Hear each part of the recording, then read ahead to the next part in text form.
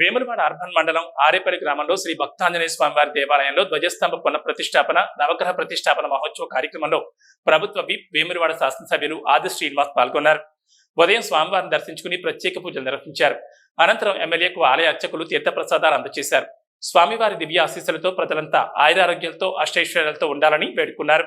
ఈ కార్యక్రమంలో వేములవాడ అర్బన్ మండల అధ్యక్షుడు పెళ్లి కనకయ్య, కాంగ్రెస్ గ్రామశాఖ అధ్యక్షులు ఇటిక్యాల వెంకటేష్, కిసాన్ సెల్ అధ్యక్షులు ఇటిక్యాల లింగయ్య, గ్రామ ప్రజలు తదితరులు పాల్గొన్నారు. జై శ్రీరామ్.